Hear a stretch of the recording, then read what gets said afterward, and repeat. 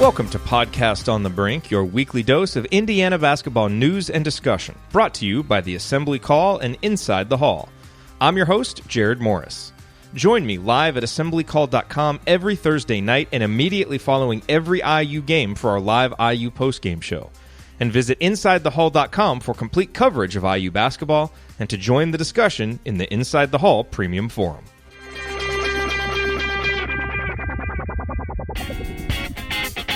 On this week's edition of Podcast on the Brink, Alex Bozich and I are joined by Seth and Ben Ladner, our interns from this past season, who really did a tremendous job covering the team, both on Inside the Hall and at the Assembly Call. They both graduated this past week, and so we wanted to have them on, have an exit interview of sorts, and just talk about their experience as students at Indiana, their experience covering the Indiana basketball program from where it was when they came in as freshmen to where it is now, and what they expect from the team moving forward, and a lot of other topics. Look, Ben and Seth, as you know, listening to this, I'm sure, if you listened to the matchup, the podcast they did, or read their work on Inside the Hall, read the post-game emails they did for us over at the Assembly Call, these guys really know basketball, and they were really, really enthusiastic about the work, and it was a real pleasure for us to work with them. So happy to have them on for one final edition here of Podcast on the Brink before they head out into the real world and get ready to start their post-college careers. So excited about this conversation. I think you'll enjoy it, and that is coming up here on Podcast on the Brink. Before we get to that, a quick word from our sponsor, SeatGeek. Let me ask you a question. Do you ever feel like ticketing websites make getting to the event difficult on purpose? It's like they're so big they can get away with not caring about the customer experience. So what if their site's annoying and doesn't have the events you want? Hello, status quo, right? The real reason is how easy could it be if those ticketing sites actually care? Well, SeatGeek does care, and this is why SeatGeek is better than the rest and why you should use them. A quick look at the App Store shows over 50,000 five-star reviews for SeatGeek. How is that for customer satisfaction? And the reason is they deliver a better process. SeatGeek pulls together millions of tickets from all over the web. They rate each deal on a scale of 1 to 10, and they display those deals on an interactive seat map so you can see exactly where the tickets are going to be and what the value is right there. They break it down. Green dots mean good deals. Red dots are overpriced. And every purchase is fully guaranteed, so you can shop for tickets with confidence. I have the SeatGeek app on my phone. It's what my wife and I use when we want tickets either to sporting events or concerts. I plan on using it during this off season, go to some baseball games, go to some concerts, and I think you should use SeatGeek as well. And here's the thing. SeatGeek will even give you $10 off your first SeatGeek purchase. All you need to do is use our promo code. Download the SeatGeek app today and use the promo code BRINK, B-R-I-N-K, for $10 off your first purchase. That's promo code BRINK for $10 off your first purchase. All right, and now here is our conversation with Ben Ladner and Seth Tao on Podcast on the Brink. Okay, well, we are here with Seth Tao and Ben Ladner, who just graduated. Congratulations, guys. Thanks. How does it feel? It feels good. It's I think definitely a relief. Like it's like Seth was just saying before we came on here. It's nice. We're both in Bloomington still, so it's nice to kind of be in town without real responsibility academically. And so I'm kind of trying to just soak it all in before I leave, walking around campus, things like that, seeing parts of the town before I get out of here. Any thoughts of taking a victory lap and just staying for another year? No, not for more than like a couple seconds. I don't think that's in the cards. No. So what, as you spend these final few days in Bloomington, I mean, I'm sure you'll come back, but final few days before you head back home, are there any things that you haven't done that you want to make sure that you do, or any favorite spots that you're going to make sure that you hit up once or twice before you head out? Oh, all the favorite spots. I already know that the last meal I have in Bloomington is going to be Buffalo's. Very nice. Good one. Yeah, I've been trying to just get to as many restaurants as possible, without blowing my bank account up. But that's kind of been the goal for me as well. And I'll probably take a walk just through campus at some point, just kind of spend the afternoon walking through town. I've been doing this over the last month or so, though, because I know it's a combination of trying to hit a bunch of spots that I haven't gotten around to hitting yet, and also trying to make sure I get to all my favorites before I leave. Seth, did I get your name wrong? Yes. It's Yes. You'd think after a full year of working together that I would have that right. I always switch it up. Okay, so it's Tao, not Toe. Yes, it's Tao. Okay. And so what are your guys' plans now? What's kind of on the horizon? Do you have anything lined up? Do you have kind of something ideal in mind for what you want to do first as you step out into the real world and get your first job? I mean, I don't know about Ben, but I am just going home and figuring it out. I'm not too worried yet. I've got some time it'll be nice to unwind a little bit, take some time to myself, and also not having any academic responsibility now will really allow me to focus solely on the job search and applying places, getting reels together and things like that. I don't really have any expectation for a job I'm going to get right out of college. I'm really open-minded to wherever life takes me in the field. Yeah, kind of same for me. I'm going home for the summer, probably take a couple months there. I've got a couple part-time things that I'll be working on just kind of here and there.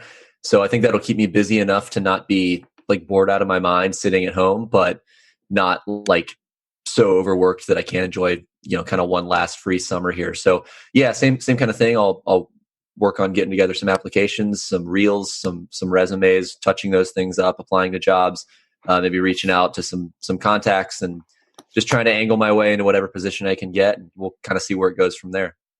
I wanted to ask both of you guys, and Ben, you can go first, but from a sports media perspective, the experience that you had at IU, what maybe in your mind, I know you learned a lot, you had a lot of different experiences, but 2 or 3 things that you learned, major takeaways that you're going to take into your career, what would you say are at the top of the list? I would say the practical experience is the most important thing. I think I knew that going in. Like that's kind of what I did throughout high school is just trying to get as much experience as I could. And so I knew that was important, but I think that was really crystallized when I came to IU and kind of spending 4 years here is like, I learned some things in my journalism classes. I don't mean to say that the degree was totally useless or anything, but I remember much more from my experience in the field, and I definitely got much better from my experience in the field. So really, if I had to, I guess if I were giving advice to like people coming into college or even in high school going into the field, I would say like it doesn't matter really what classes you take or what you learn in the classroom. Like if you don't have the work, if you don't have the resume and the body of work to really show for it, you haven't really gotten anywhere. So you really need to kind of be out there on a beat or writing for the paper, doing some sort of practical real life work to be able to really boost yourself. And then I guess that kind of ties in with the second thing, which is just like it's all about work. You just have to outwork the people around you because there's so many qualified people, especially kind of in what I've been in the last few years, which is I guess like basketball, internet, blogging, if you want to call it that. But in that field, and in all of sports media, there's so many qualified people doing all these different jobs, and not all of them can have the jobs that they want. And so to be able to do that, you really do have to, outwork everybody around you. You have to like commit to being the best in your field, in your class, and whatever the best that you can be. Because, like it's kind of what they say in sports, what coaches will tell you is like, the opponent's working right now. And if you're not, then that's a leg up that they're getting on you. And so I guess I would say, trying to balance that with also, having like a healthy competition with the people around you and not, not being like arrogant about everything and not being just so driven that you're willing to step on people's shoulders to get where you want to go. I think being a nice person, being empathetic, being friendly and pleasant to work around is another key personality trait in this field. So I agree with basically everything Ben just said. I think my biggest takeaway of the last 4 years is it might sound kind of simple, but you like have to have fun with everything you do, because if you're not having fun with what you do, then no one else is going to have fun like consuming the content that you make. Whether that's podcasting, whether that's writing. If I don't have fun writing a piece, then it's probably not going to be very good and no one's going to enjoy it. If I don't have fun do it, like Ben and I did a radio show and podcast for 2.5 years. And we were just kind of messing around, but, we had a lot of fun doing it. And, we don't think very many people listened, but if the people that did probably enjoyed it because we had a blast doing it. And that was my biggest takeaway. You have to have fun doing whatever you do. And I try to keep that in mind with everything I do. Ben, are you trying to say something? Well, no, I was going to, once you were done, I was going to add one more thing, but you can keep going. Yeah. And the other thing I think is just take every opportunity that comes your way. Don't ever say no to an opportunity. Like how last year I was basically running our 24/7 site because of various circumstances that left me and Ben as kind of the only writers left on the site. I was originally told when Alex McCarthy left that I didn't have to do anything more than I was already doing as an intern. I was writing like 2 to 3 times a week. I was told, you can just keep doing that for the rest of the year. But I'm like, no, like I kind of want to step up now. Like this feels like a good opportunity to really show what I can do. And I think it really worked out. I was going to say that you have to go in. I would recommend going in with an open mind to everything you do, which is kind of dovetailing with what Seth said, because, if you go in thinking that you know everything and that you're already like, the authority on whatever subject it is, you're not going to learn anything, and you're probably not going to get very far. And so one thing that I've really enjoyed just in writing about basketball and broadcasting and podcasting about basketball the last few years is how much I've learned about the game of basketball, and I felt like I knew a lot coming into college, but like covering a beat, watching, a ton of games, writing about it, doing the work on it, I learn probably as much from the things I write as maybe the readers do. And that's something that's been really cool for me, is just like the amount I've learned, not just about the business and the people in it and everything, but like the actual sports themselves. And I think that's been a really fun part of it. So I would say to anyone who was in, coming into college or something, is try to learn as much as possible about what you're covering and the industry in which you cover it. I'm also curious from just an IU athletics in general perspective, not just basketball. We'll get into that obviously a little bit more here, but generally speaking, what were maybe the biggest challenges in covering IU athletics as a whole? I know in basketball, the access isn't what everyone would like it to be, but did you find in other sports when you broadcast other events to be easier to get access? And what did you learn maybe in covering some of those smaller beats or different sports that maybe you didn't learn from the experience covering basketball? Yeah, I really only covered basketball and football, but with I guess a few baseball games thrown in there as a broadcaster. I think that the access is almost always going to be better when the sport's smaller and there's not as many people covering it. So that was nice. And I get that when you have a program that's as big as these basketball and football programs, like you can't just, be willy-nilly with the access. So I get that, even though sometimes it was frustrating. Anyway, I think the other challenge would just be the amount of people on the beat. There's always, for basketball and football, there's 50 other people that it seems like that you're trying to compete with, that you're trying to work with. Is just always, just, I guess, the sheer amount of bodies, even like at games, is something that you have to work around. But, as Seth, I think, would agree, I think he and I both came to be good friends with a lot of those people and really enjoyed working with those people. So it's not so much a complaint as it is just kind of, the reality of working at a big time college basketball program that has this much coverage and this much interest, is you're going to have a lot of people that you're working with and competing with. And sometimes that is something that you have to work around. Yeah, well, I covered 2 smaller sports my freshman year. I covered golf and in the fall, and I really didn't do anything with that. I was just kind of getting my feet wet. Like I think I wrote gamers and previews for tournaments, and they only had tournaments like every other week. So I was really just kind of starting to get my feet wet in college in general and in writing. And then I covered track and field in the spring, and I actually started learning like how to really cover a beat there. And I think the biggest thing I learned I wrote a lot of features that semester. And I think the biggest thing I learned is just the importance of listening, because there were a lot of times where early in that beat where I think I had a feature planned and I just kind of wrote out questions that I was going to ask. And I just like went straight through the list of questions and called it a day, and then, wrote it up. And then I realized, wow, I really needed to follow up on this, and this. And this would have made the story so much better. And I think that really kind of opened my eyes and made me start to pay attention a little bit more in all the interviews I do and in just everything I do. I just realized you need to be a lot more attentive. You can't just kind of go on autopilot through the whole thing. And in covering football, the access was obviously a lot better. And I think than it was in basketball. It's just so tough in basketball with the limited access to like actually get a good feature. And I think that's also partially why with Inside the Hall, the features that I did this year, like I was able to focus so much more on the recruits because I could get a lot better access to those guys than I can anybody in the program. So it wasn't not to say it's an easy way out, but I think, take advantage of better access where you can get it. It was my mentality. And with football, I mean, you're able to get that level of access with the guys on the team. And anytime I almost jumped for joy. Like anytime I put in an interview request with a player and then found out that I was the only person interviewing that player and was going to have the story to myself, like you really have to take advantage of those opportunities. So I want to zero in on basketball a little bit and your guys' experience with the basketball program. You both came to Indiana from out of state. Seth, you're from Baltimore, correct? Yeah. And Ben, you're from Atlanta. So you guys didn't grow up as IU fans. You didn't grow up, in Indiana, kind of steeped in, the Indiana basketball tradition.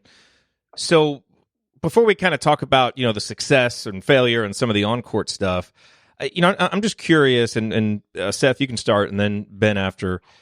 What were your impressions of Indiana basketball coming in when you stepped foot on campus, and how were those impressions, I guess, proven right or proven wrong over the 4 years that you were here? Well, the one thing I knew about I knew Indiana basketball had a rich history coming in. I knew Assembly Hall was one of the meccas of the sport, and I knew Yogi Ferrell was really good. And that was about all I knew about Indiana basketball coming in. And honestly, all of those things proved to be true. I mean, we got to watch Yogi our freshman year. Neither of us were covering the team then, so we really got to enjoy it a little more from the fans section. And that obviously that was the one successful season they had in college. They had in our 4 years at IU, so that was exciting. And the biggest takeaway I've had is just the fans are really knowledgeable about the game. I mean, I don't think I'd ever seen. Yeah, I've been to plenty of sporting events, and it's usually the fans are always just when a ref makes a call, the fans always just boo no matter whether the call is right or wrong. If it goes against their team, and they cheer if it's for their team. This was really the first time I'd ever seen a fan base, kind of sigh in acknowledgement if there was a correct call made against their team. And I'm like, what is this? What is going on?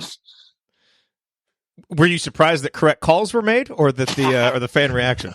Well, I grew to be more surprised with the correct calls over the years, but I was more surprised with the fan reaction initially. Yeah, I would echo a lot of what Seth said. Listeners may know I grew up a UNC fan, and so I kind of looked at the two programs similarly because both had won a bunch of titles, in the past, and both were kind of these rich, storied history programs. And so, yeah, I kind of came in expecting, this is Assembly Hall. This is a great, like Seth said, a mecca of the sport. This is a program with a lot of history, a lot of success in the past. I didn't really know a ton about their current team. I honestly didn't really follow the team until I literally stepped on campus. But I did know Yogi Ferrell, like Seth said. I knew he was good, and he ended up being good. So that was confirmed.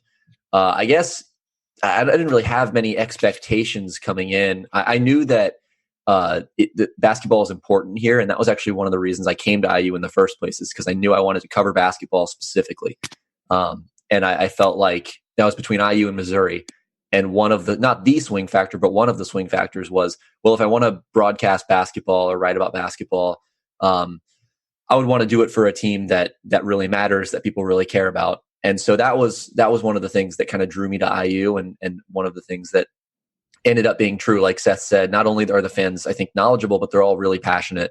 And again, like Seth said, they kind of balance that knowledge with the passion. They take some of them. I don't want to speak for the entire fan base, because there's certainly every fan base has its irrational fans, but I think there's a certain level-headedness and I guess rational approach to how they look at the sport, how they look at their team, and they really care. You could see these past few seasons when the team was really struggling, just how invested everyone was, and how frustrating it was for a lot of these fans, to not see the team reach the standards they've kind of become accustomed to.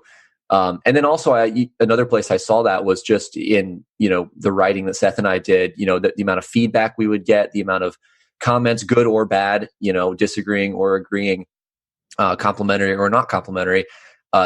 They definitely read, they listened, they kept up with the work and the coverage of the team, not just from Seth and me, but from the entire beat. And so you could really see that coming through in just the amount people cared. And they really, it's nice to know. I'm not a big guy who like reads every comment and goes through the Twitter mentions and everything, but it is validating in some sense to know that people are reading your work, that people are, care what you have to say. And so I think that was something that was really nice for me these last year or so, is just like writing about a team with a really passionate fan base and a team that has kind of a broader national interest, is something that can be rewarding just because that you have, this sort of built-in loyal readership, I guess. So now that you guys are alums and, Indiana basketball is no longer going to be a subject that you're covering, do you consider yourself fans now, or will IU basketball just kind of be like a subject that you followed in school but won't really stick with you as you move on? I don't know. I tried to think about this the other night, and I don't know. Like, I don't think I'm really gonna know how I'm gonna approach that until the season starts, because I'm obviously still gonna follow it. It's not just something that's gonna go away and I'm gonna completely ignore. But I just don't really know what lens I'm going to see it through until I think I see it. Yeah, I was also thinking about this the other night, and I also don't know. So I think give me a couple seasons or so. I would imagine I'll probably like lean toward rooting for IU. I definitely would have an interest in their success, kind of like where I stand with the Hawks right now. It's not the day to day live and die by every game kind of thing, but in the abstract, like conceptually, you're like, yeah, I want this team to do well. I have I want them, I have their best interest in mind, and I want them to do well. And so maybe not the game to game, like, the Assembly Hall crowd, like they live and die on every call. But, I guess in the macro sense, I would, take a peek at the schedule every now and then, and probably watch a bunch of games too. And, be like, just kind of conceptually, yeah, I hope they win. And if they don't, then not the end of the world.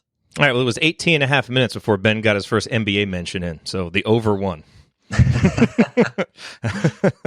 And one quick point, like I mentioned on a couple questions ago about having the the readership and the following, I should credit the two of you for being able to build that up over the last few years and letting us kind of come into that where we didn't really have to do a lot of that work ourselves in terms of building the contingent of readers. You guys did all that work, so I thank you for that. Well, you guys did great work. I mean, I think Alex would agree with this. I mean, part of the way that we've built our audience over a long period of time is making sure that everything we put out is high quality and is good. And it's one of the things with this internship program. It's never easy to kind of turn over the email list or turn over a blog post to somebody else. But number one, the media school continues to present us with incredible candidates and incredible interns, and it was pretty clear right away that you guys were doing terrific work. And I think, I've shared with you guys, I mean, I got more email responses from our post-game emails this year on the assembly call than I've ever gotten back when I was writing them. So, I mean, people really like the different perspective. They like the way that you guys approach it. And, I think people could really tell how much work you put in, how much care you put into it. And so, having built the audiences, it was such a nice feeling to know that we could trust you to put your content in front of people and that they would appreciate it. Is a great feeling, and you guys really earned it because you worked hard. Thanks. Yeah, I echo everything that Jerod just said 100%. I mean, that was one thing we were actually talking to Cam and Dylan, who would be taking over for you guys a couple weeks ago, and one of the things I told them was that I wasn't super hands-on this year and with either one of you, and it was part of the reason was because I trusted both of you guys were going to do work. There was very few times after a game where I had to come up to either one of you, or I don't even remember any where I asked you what you were going to write, because I knew that both of you guys were resourceful and thoughtful enough to come up with something that was going to be interesting. So I think that's a credit to just the hard work that both of you guys have done. And as I've told you both, I'm really looking forward to kind of seeing what's next for both of you. I know you'll both go on and do terrific things. But in terms of IU basketball, I have a question for both of you. How surprised were you at how this season turned out. And Seth, you can go first. And, one of the big storylines I think going into next year with IU basketball in general is just going to be like what's that's 3 years now without making the tournament. Expectations next year. What do you feel like is a reasonable expectation for a fan to have going into year 3 of Archie Miller's tenure at IU? I was pretty surprised by how this season turned out. I mean, after adding Romeo Langford, and just in general, like having such a good recruiting class coming in, I expected a tournament bid to be going into the season. To be honest, I was, once the bottom started falling out in January, and it became clear they weren't making the tournament, it started to become less and less surprising with every game, just how it was happening and just the way it played out. But coming into the season, definitely the way it turned out compared to what I expected going into the season, it was definitely a surprise how everything played out. And going forward, I mean, I don't know what the baseline is for next year. Like it's tough to say. Like, I think the guys that are here should reasonably improve, and I think I think that Archie has the program at least headed back into the right direction. I don't know how long it's going to take to get there.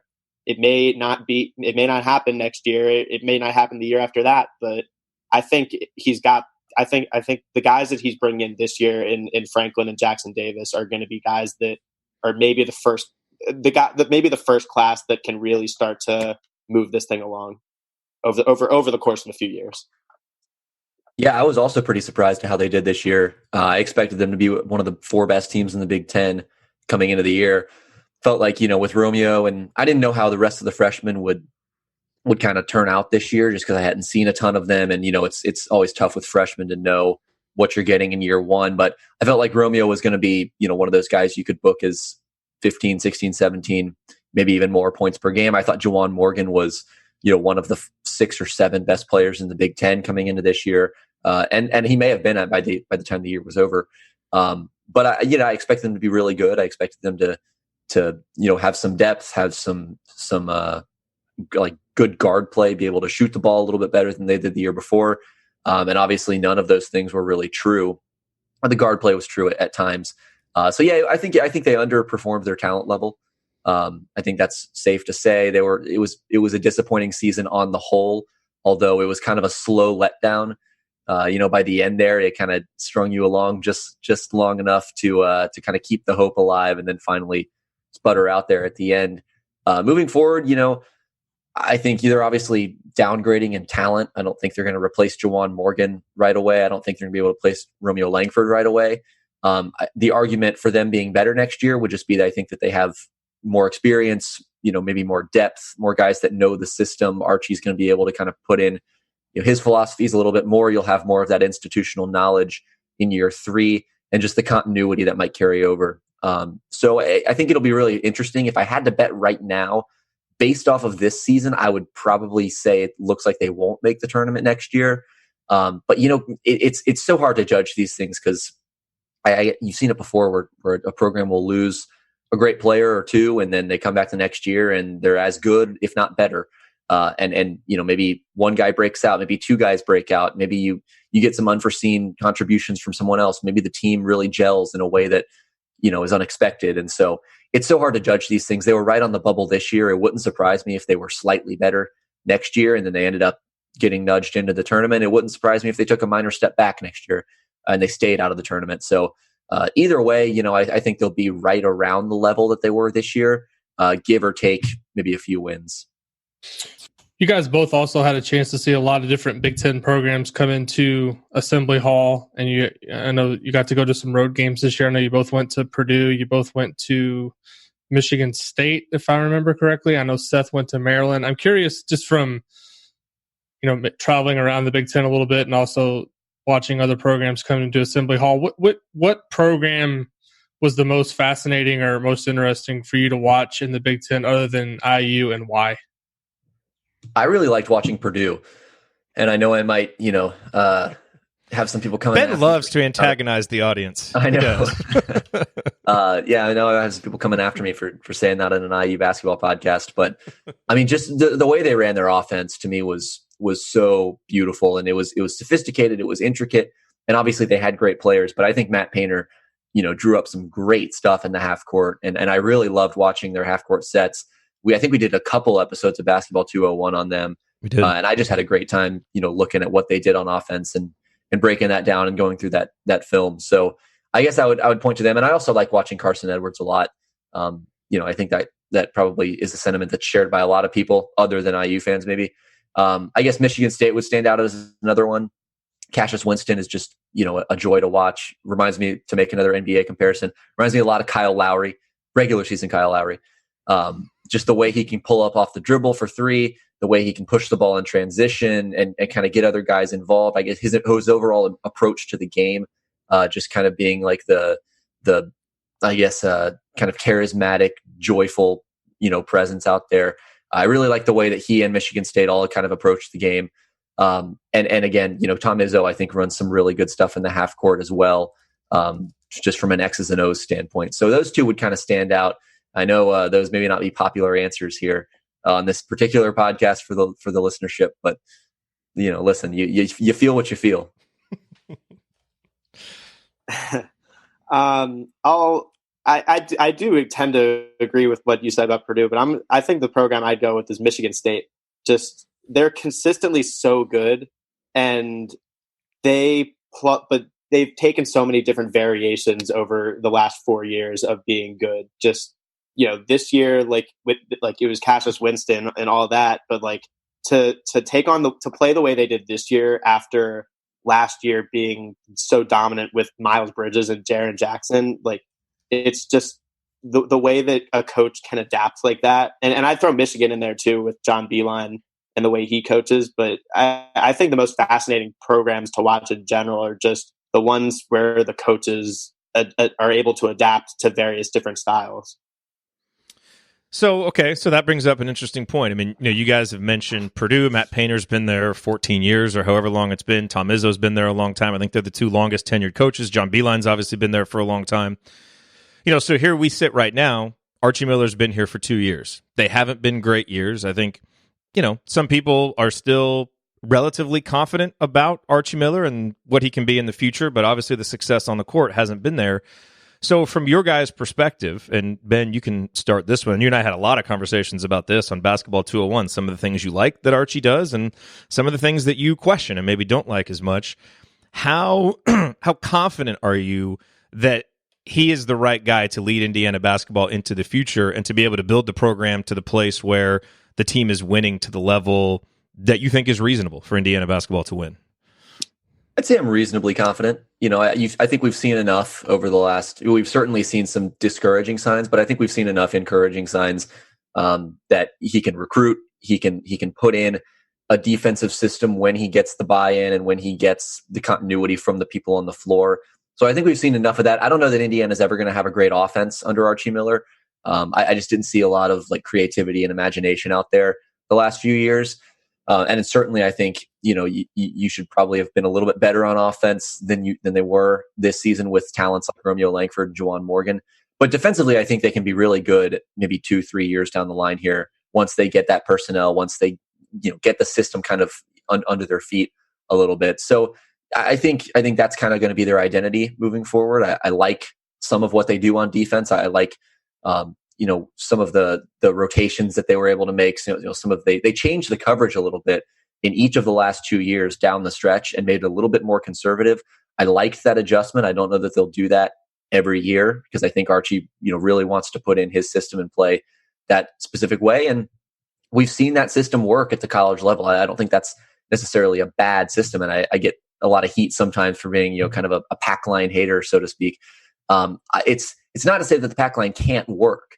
It's just that it's really hard to execute. And so when you have guys that don't really know totally what they're doing because they're freshmen or they're in year 1 or 2 under a new coach, it's really hard to make it work because you just don't really have the continuity and I guess the feel and the comfort with the system. So, I think that can be something that works for them in the future, something that once they kind of get the reps in, once they get the time and be able to develop that can be effective for them. And again, I think defense is probably going to be their identity moving forward. And I think that can be really effective. So, we'll see. Obviously, they need the talent. I think that's the biggest thing. You can talk about coaching. You can talk about, institutional knowledge. You can talk about year-to-year carryover and all that. But, at the end of the day, you do need the talent. And I think finding the mix between getting great talent and having that talent in your system long enough to develop it is maybe the hardest thing for a college coach to do right now.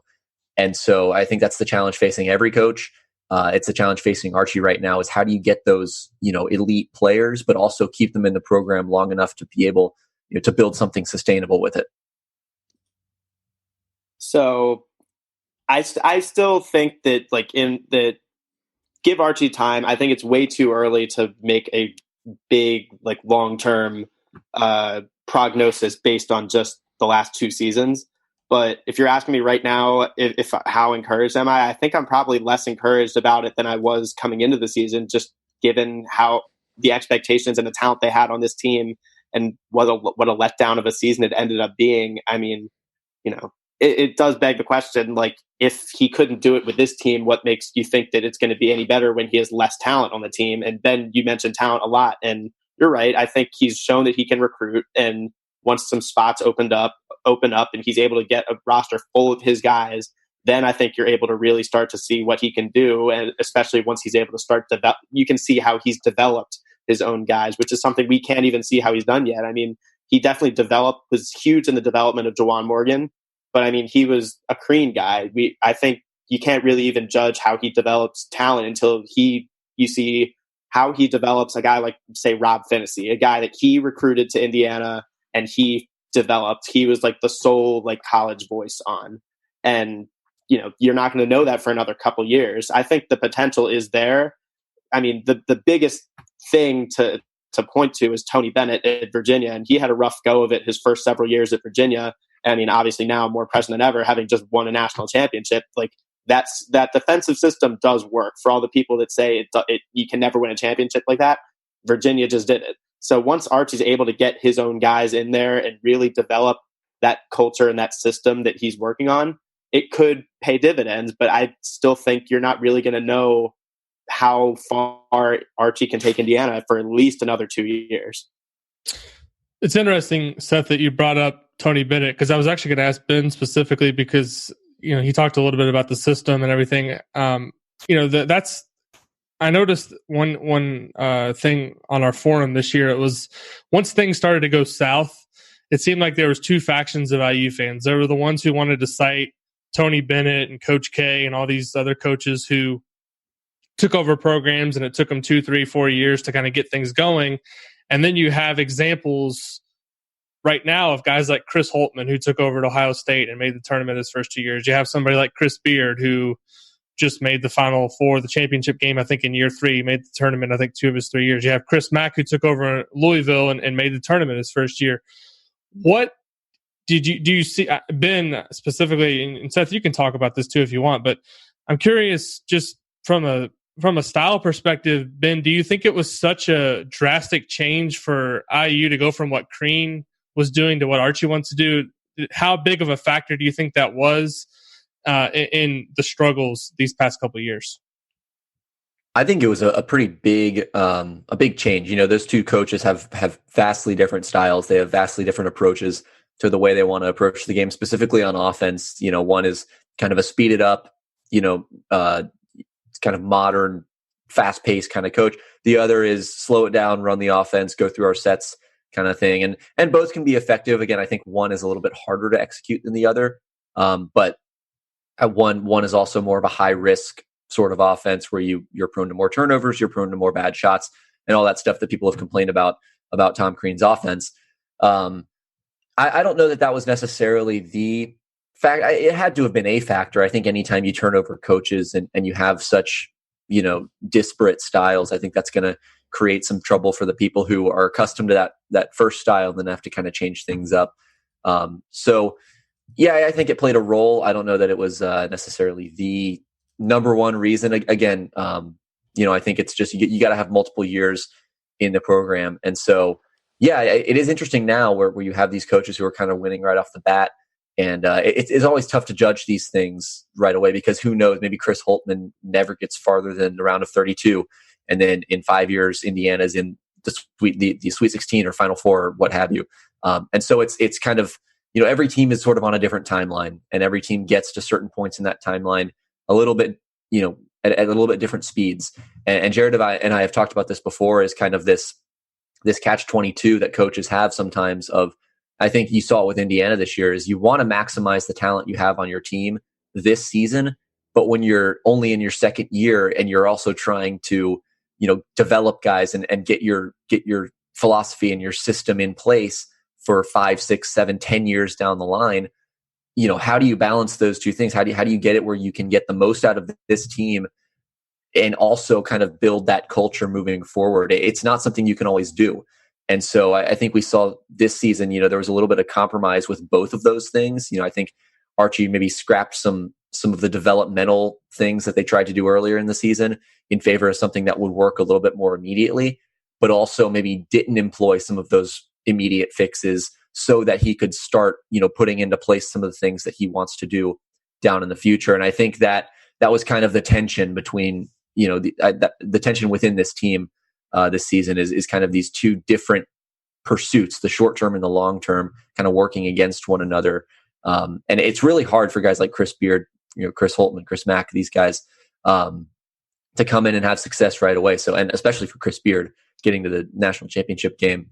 So, I think that's more of a credit to him and just his coaching ability. He also inherited, I think, a more veteran team, guys who had some more experience and were maybe a little bit more malleable coming in than IU's roster was. So I think again, it's going to take some time. I think that's the one thing that is kind of the constant through all of these discussions that you can have, is just like, it's going to take a few years. And, if they don't get there in a few years, then maybe you can reevaluate things. But now, like I said, every team's on a different timeline. They get to different points at different times. And so it's hard to kind of evaluate, where a team is now versus where it might be in a few years. Let's talk about players, guys left on the roster. Seth, whose development are you most intrigued by over the next year or two? Finney. I think it's easily Finney, just with all that he showed this year. I thought coming into the season that he was going to, I've been saying, I think my expectation was that Devontae Green was going to be the starting point guard, and that going into the season, but that Finney would have the job by the start of conference play. And he obviously grabbed reins of that much earlier. And then Devontae Green obviously showed what he can do late in the season, but this isn't that Devontae Green. Rob Finney showed a lot this season, a lot of potential just in the way that he can kind of be the heartbeat of Indiana's offense. And he's a solid defender. And I think that was a presence that Indiana missed last year. They did 2 years ago, my junior year. They didn't really have, they had Rob Johnson, but something about Finney was just like a little bit more calm than Rob Johnson, in my opinion. And I think going forward, once he's able to become more of a scorer and just kind of become more of a statistical presence on the team, I think there's all Big Ten potential depending on how if he can develop into that, into a legitimate scorer. I think there's all Big Ten potential. Yeah, I would throw Al Durham into that category as well. Both guys, Durham and Finney, they both need to get better offensively. And I think the big thing that Indiana needs on its roster that it doesn't have is pull-up shooting, being able to shoot the three off the dribble, come off a ball screen, rise up and fire. I think you look at a lot of the best offenses in the country this past year, they all kind of had that guy, that lead guard who could shoot off the dribble. And Indiana just didn't really have it. Devontae Green was that guy sometimes, but other times he kind of derailed the offense and commandeered possessions and in a way that was kind of unhealthy. So I look at those two guys, I think they'll both start next season with Armand Franklin and maybe Devontae coming off the bench, depending on, where he kind of is at the start of next year. I think that the shooting and just being able to finish a little bit more efficiently at the basket, I think both Durham and Finney, they had some moments where they would finish some really impressive shots around the basket this year, but they both also got blocked quite a bit. They both missed a bunch of layups that you'd like to see them convert. Decision making, obviously for Durham, I think is something to work on. Even Finney, Being a freshman, I think his decision making will get better, even though it's already pretty good. So yeah, offensively is where they both need to grow. Rob's an outstanding defender already. He came in basically day one being really good. And I thought once he got right after that concussion around the middle of the season, once he was fully back from that, I thought his defense was excellent. And he was one of the better defensive guards in the Big Ten. I think, I would expect him to take a step forward next year, maybe a smaller one, because it'd be harder for him to take a massive step forward given how good he is already. Durham maybe needs to get a little bit stronger, maybe a little better on the ball, just in terms of being able to get over screens and I guess maybe switch onto larger guys. So I look at those two guys as kind of the guys who are going to maybe determine what happens next year, because I think what De'Ron Davis is. Trace Jackson Davis, I think he's a longer term guy, maybe not going to be that number one, number two kind of impact guy right away. The wing remains, kind of a question. What's Jerome Hunter looking like? What's Justin Smith looking like at the start of next season? Do they go with the 3-guard lineup again, or do they try to go a little bit bigger on the wing? Who starts at the 4, all that kind of thing. But I think the two things that you can kind of bank on are Durham and Finney being in that starting lineup. And so to me, those are the guys that are going to need to take over the offense from Juwan and Romeo. Well, the last guy that I want to talk about is the guy you just mentioned there at the end, Ben, is Justin Smith. And, you've always been able to, I think, see the best in him. Not that you've been, pro Justin Smith when he's had a bad game, but I have. Okay, if you're going to admit it. But what do you expect from his trajectory now as he becomes an upperclassman? And, are you maintaining hope or belief that he can kind of hit the top of his potential, which you've always obviously really seen? Yeah, maybe not the absolute top. I'm definitely lower on him than I was this time a year ago. But for me, it's all about, or I guess for him, it's all about shooting the ball. If he can shoot the 3 at an average level, then he's a great player, and I think a great NBA prospect, a really useful, versatile college player who can guard a lot of different positions. We saw a lot of great defensive games from him this year. Maybe not so much toward the end of the season there, but around the middle stretch of that season, he was really good on the defensive side of the ball. So again, it's just there were so many games where he was just a 0 or even a negative on offense, and a lot of that had to do with his inability to shoot the ball. And so, if that comes around a little bit and he can knock things down, I think he needs to make some mechanical adjustments to his shot. It's a little clunky right now, a little bit of a hitch, kind of herky jerky. But if he can smooth that out, maybe get a little more reliable release point and be a decent shooter, then I think he can be really useful and really good. It all comes down to that. And right now, I would bet that I don't think he would get there, although. And part of that has to do with just the fact that it seems like no one in this program can shoot the ball at all. So there's little evidence that a guy like Justin Smith is going to all of a sudden turn things around and become a 35% 3-point shooter. But never say never. Maybe he gets there. Maybe he finds some sort of secret development that no one knows about and kind of irons things out on that side of the ball. He'll be an Atlanta Hawk in 2 years. It's destined.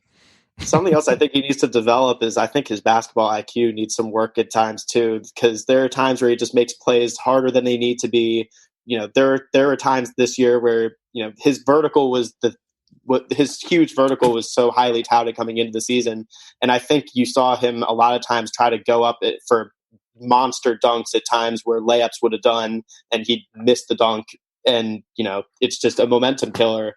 There are a lot of momentum killing plays this year that could have been a lot easier or just easily avoidable. And I think, with age comes wisdom, especially in basketball. So I think just getting older and having more experience under your belt will help. But I think, he does need to play smarter if he's going to be a legitimate factor on the team going forward. All right, last question for each of you. Seth, I'll start with you. You mentioned earlier the importance of having fun with whatever you do. So kind of use that as the theme here for the final question. What was the most fun you had covering an IU basketball story? Most fun covering a story or a game? Story, game, anything. Just anything involving the team, your work with the team. Honestly, I had a lot of fun with that the most recent feature I had on Trace Jackson Davis, because that was I had tried to do a feature on Trace and Keon Brooks earlier in the season, and it just kind of didn't work out. Just when I was talking to those guys, I never really got the material. I knew there was a story there, but I never really got the material to make the feature that I wanted to write work. So I kind of just put it on the back burner eventually, and was like, if I get time to really put all that I have into it, then I'll make it work. But otherwise, I don't know. And then I just kind of had the idea to do the big profile on him, and it really worked out because, also getting to go to that semi-state game was amazing. That was something I'd always wanted to do, like, since I'd been here, to like truly experience like Indiana basketball, like this, like high school basketball. Like, that experience was awesome. And, just really putting in all the work to get that done, it felt really good once I was able to actually see that whole thing come to fruition that I tried to work on earlier in the season. It didn't work out, and then it ended up working out towards the end. So that was a lot of fun. Boy, that's a tough question. I don't know that there's one particular moment. The 2017 Big Ten tournament, my sophomore year, I went to go broadcast that in DC. That was a lot of fun. I mean, all the Big Ten tournaments were fun to cover and to be there. And it was funny that, it worked out that IU kind of lost early, and so I ended up just kind of watching the games. There's Ben trolling the audience again, talking about the Big Ten tournament. From a fan perspective, being able to just kind of sit there and watch the games and not really have to cover anyone, it would have been nice to see them make a little longer run and be able to cover a team that actually made some noise in the tournament. But I think all three of those were a lot of fun. I liked a lot of the home games this year. So the Michigan State game, the Wisconsin game, even the Purdue game, which ended up being a loss. That was a really good environment. A lot of fun. Actually, the Michigan game at home, even though that game was an awful game, it was kind of fun to me. Just more funny than fun, honestly. I remember sitting next to Murphy Wheeler that game, and we were just talking, like, we were just asking each other, what is going on? Like, what is happening? He ended up like going and writing a column about the concession stand or something, and not even like watching the second half. So that game was just kind of surreal and just weird to be a part of. Really, I would just say, like, I guess it's kind of, maybe a cop-out answer, but I think just like being on the beat was the most fun part, like spending time around the other people on the beat, Alex, Zach, Mike, Murphy, Dylan and Cam this season. So just like being in the press room and kind of joking around with JD and, before the players and coaches got there to speak, making fun of George and having laughs with Hutch and all that. So I think just kind of being part of that little group of people that covered the team on a consistent basis, maybe the 10 or 12 people that were always there. I always enjoyed doing that. And the last game of the season, just kind of having that final, like, just hanging out in the press room and kind of looking around and kind of taking that in. That was a lot of fun for me. I take back what I said. I was thinking too specific. That is spot on, Ben. That I completely agree. Those were easily the most fun moments of, honestly, probably some of the most fun moments of my 4 years at IU. Just messing around with all the guys on the beat, and I don't think there was ever a time where I walked into that press room and didn't smile once. Just there was so many laughs. It's such a loose but fun group, and it made doing what I do an absolute pleasure. That's awesome. That's good to hear. Well, as we've said, you guys did a wonderful job. We will, miss working with you, miss your content, but obviously we look forward to staying in contact and watching what you guys do. Alex and I both believe that you guys are destined to do great things, and any help that we can provide along the way, let us know. And I guess any parting words for Dylan and Cam, any words of advice as they get ready to take over and serve the Inside the Hall and Assembly Call audiences like you guys have?